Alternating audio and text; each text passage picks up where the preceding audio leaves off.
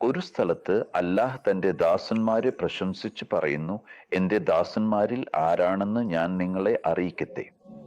ശരിക്കും എല്ലാവരും അവന്റെ ദാസന്മാരാണ്. മനുഷ്യർ എല്ലാവരെയും അല്ലാഹ് സൃഷ്ടിച്ചവരാണ്. പക്ഷേ അല്ലാഹ് തആല പറയുന്നു, എന്നോട് ബന്ധമുള്ളവരും ഞാൻ പറയാൻ കഴിയുന്നവരും ഇവരാണ് എന്റെ ദാസന്മാർ. അതാണ് സൂറത്ത് ഫുർഖാനിൽ പറയുന്നത്. വെറും 12 കാര്യങ്ങൾ. ആ 12 കാര്യങ്ങൾ ഏത് പുരുഷനിലോ സ്ത്രീയിലോ ഉണ്ടെങ്കിൽ അല്ലാഹ് അവനിൽ മുദ്ര പതിക്കും, ഇവൻ എന്റെവനാണ്. ഒരിക്കൽ എന്റെവനാണെങ്കിൽ അല്ലാഹ് അവനോട് പ്രത്യേകമായി പെരുമാറും.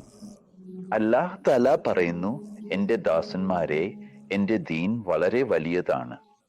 12, 5ഉം 5 വിരലുകളും 10, ഇതിൽ 2 ചേർത്താൽ 12. ഈ 12 കാര്യങ്ങൾ നിങ്ങൾക്കുള്ളിൽ വളർത്തിയെടുക്കൂ, നിങ്ങൾ എന്റെവരാകും. പിന്നെ നിങ്ങളോട് വിരൽ ഉയർത്തുന്നവനെ ഞാൻ തന്നെ തടയും. കാല് ഉയർത്തുന്നവന്റെ കാലു ഞാൻ തകർക്കും. കണ്ണ് ഉയർത്തുന്നവന്റെ കണ്ണ് ഞാൻ പൊട്ടിക്കും. ആദ്യം എന്റെവരാകൂ, അതാണ് പ്രധാനപ്പെട്ടത്. ആദ്യത്തെ അടയാളം എന്താണ്? ആജിസി സ്വീകരിക്കുക. രണ്ടാമത്തേത് വിനയത്തോട് ബന്ധപ്പെട്ട കാര്യമാണ്. വിനയം എപ്പോഴാണ് മനസ്സിലാവുക?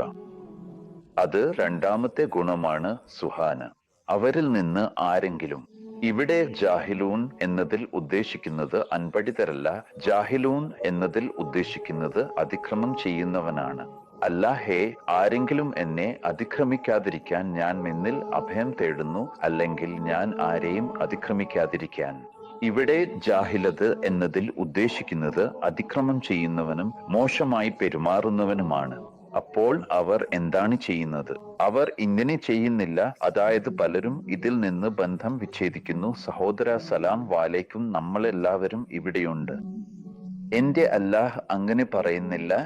എന്റെ അല്ലാഹ് പറയുന്നത്, ആരെങ്കിലും അവരോട് തെറ്റായ രീതിയിൽ സംസാരിച്ചാൽ, തെറ്റായ രീതിയിൽ പെരുമാറുകയോ അപമാനിക്കുകയോ ചെയ്താൽ അവർ മറുപടി നൽകുന്നത് സദാചാരത്തോടെയാണ്. അവർ കോപത്തോടെ പ്രതികരിക്കുന്നില്ല. അവർ അവന്റെ ശൈലിയിൽ സംസാരിക്കുന്നില്ല. അവർ ശാന്തമായ മനസ്സോടെ അല്ലാഹുവിനെയും അവന്റെ ദൂതനെയും മുന്നിൽ വെച്ച് സംസാരിക്കുന്നു.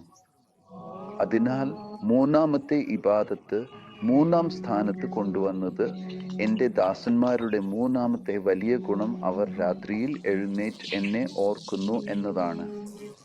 4-ാമത്തെ കാര്യം പറയുന്നത്, അല്ലാഹേ, നരകത്തിൽ നിന്ന് രക്ഷിക്കണമേ, നരകത്തിന്റെ ശിക്ഷയിൽ നിന്ന് രക്ഷിക്കണമേ എന്നതാണ്.